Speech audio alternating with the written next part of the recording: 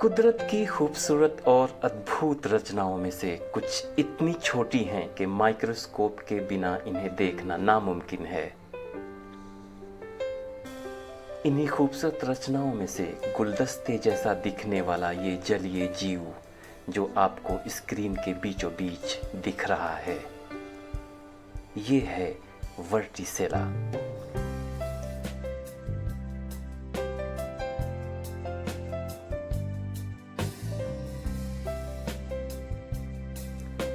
वर्टिसेला जलीय जीव है जो आमतौर पर मीठे पानी के आवास में पाए जाते हैं। वर्टिसेला बेल के आकार के सीलिएट्स का एक जीन्स है जिसमें खुद को सबस्ट्रेट यानी पदार्थ से जोड़ने के लिए डंठल होते हैं। डंठल में सिकुड़ा हुआ मायोनिन यानी प्रोटीन फिलामेंट्स या पोषक तत्व होता है जिससे वे सबस्ट्रेट के विरुद्ध कोशिकीय शरीर यानी सेल बॉडी को खींच सकते हैं।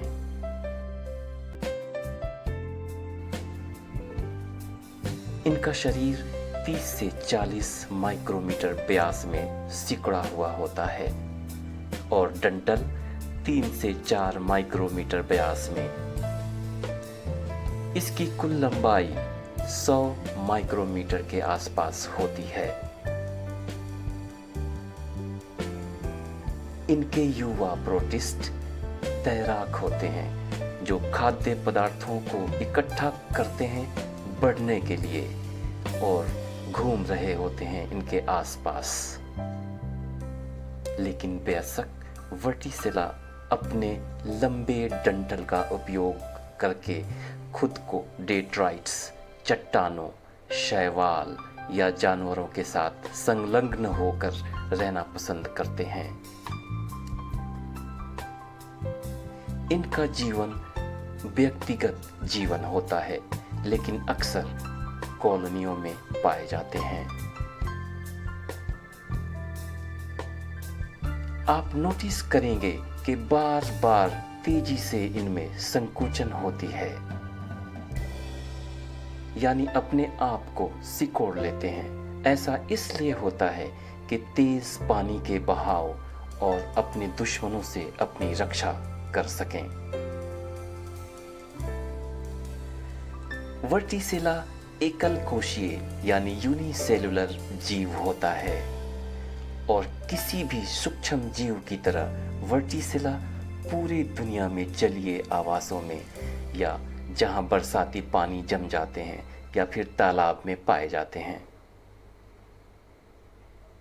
वर्टिसेला को पहली बार माइक्रोस्कोप के निर्माता एंटोनी वेन लियोवेनहुक ने खुद 1674 में वर्णित किया था। 2012 में वैज्ञानिकों के एक समूह को बहुत ही अजीब स्थान में वर्टिसेला का सबूत मिला और वो था अंटार्कटिका के कोकुन के 200 मिलियन वर्ष पुराने जीवाश्म के अंदर।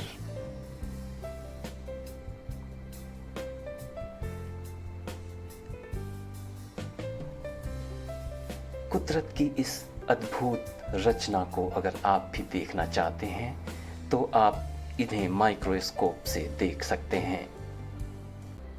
अध्ययन बताते हैं कि वर्टिसेला के 100 से अधिक पहचान वाली प्रजातियों में सेसाइल पेरिट्रिच सीलिएट्स का सबसे बड़ा जीन्स है। यह पर्यावरण में कई महत्वपूर्ण भूमिकाएं निभाता है जो मानव को लाभ पहुंचाता है।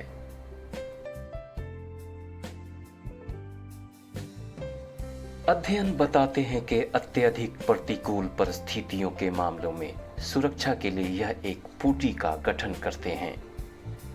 आमतौर पर जब स्थिति में सुधार होता है तो जीव को छोड़ने के लिए पूटी टूट जाती है।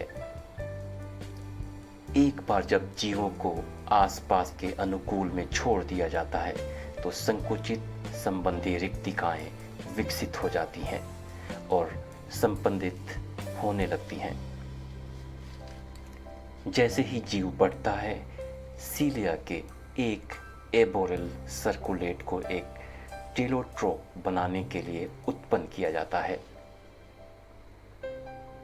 जीव जब तक स्वतंत्र रूप से तैरता है, जब तक यह एक सबस्ट्रेट से जुड़ नहीं जाता, जहां डंठल अंततः जीवन के परिपक्व होने के रूप में विकसित होता है।